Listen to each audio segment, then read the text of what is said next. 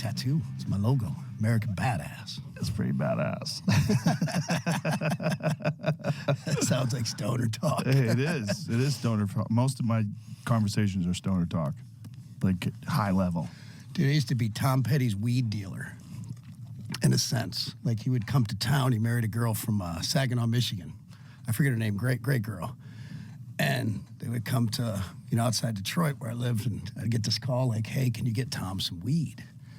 And I'd be like, fuck, I'll take him some weed. So I'd call some of my brother's friends to get some weed. And I'd be like, this is fucking awesome because I love Tom Petty. I didn't really know him.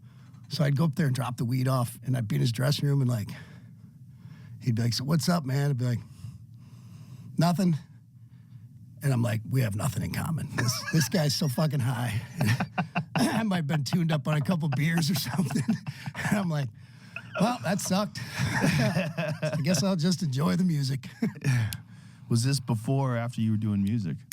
Oh, this when I was a big star. Oh, really? Oh, yeah. No shit. Yeah, I was all excited. And you're hanging with Tom Petty? Not really. I was just taking him weed, trying to hang out with him. That's how Tom Petty died.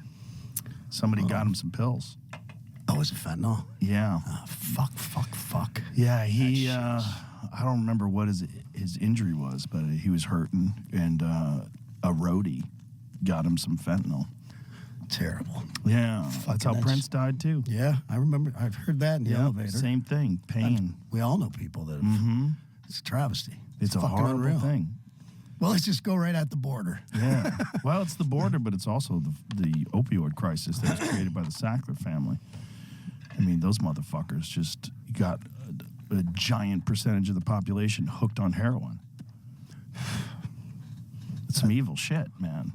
Those fucking people are still running around, too. Yeah, in case you were ever thinking about quitting drugs, fentanyl should seal the deal. Yeah.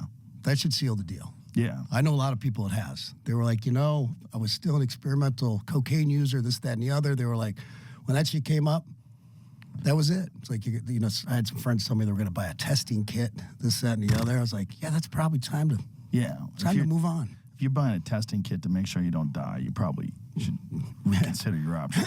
Might want to revisit whiskey. Yeah. Weed's not bad. Weed and whiskey, it's a good combination. You don't want to go down that road. Although, I've heard it's awesome. Not fentanyl, but cocaine. I have not tried it. I've never done it. But everyone I know who does it tells you not to do it because it's awesome. I had a good run.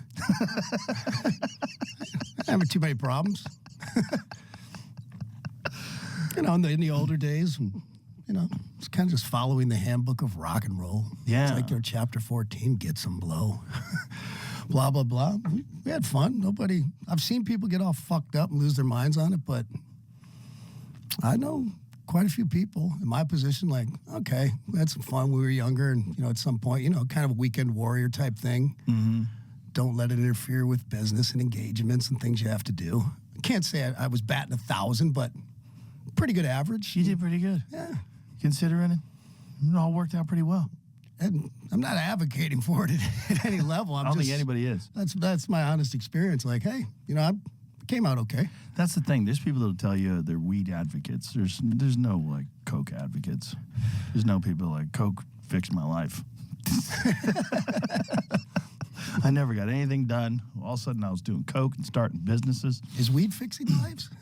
Weed can fix people. Depends on who you are. I know if you're sick and yeah, for a guy like me, weed's a good drug. A guy like me, weed just like chills you my brother's down. a huge weed smoker. Yeah. And he'll always be like, for golfing or some shit. And I'm drinking my beers, having my fun.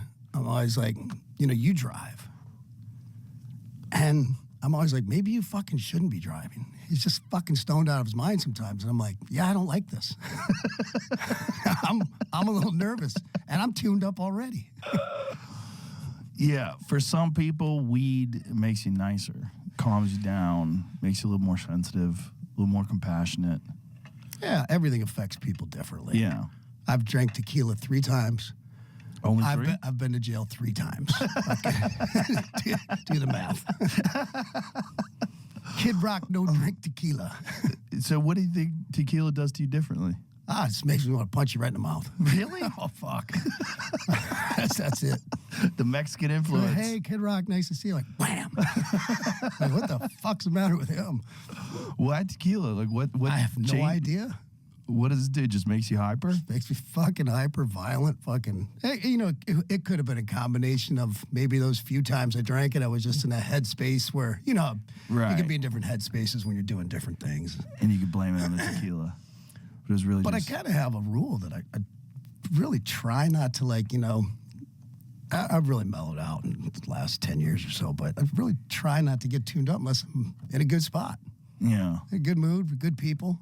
Right. You don't want to be like, you know, all worked up, you know, after watch Fox News for 6 hours and just fucking ready to fucking, you know, slay the beast and start pounding whiskey and go to the club. Dude, if you watch Fox News for too long, you will think it's the end of the world. Oh, I do, and it is. It might be. It really might be.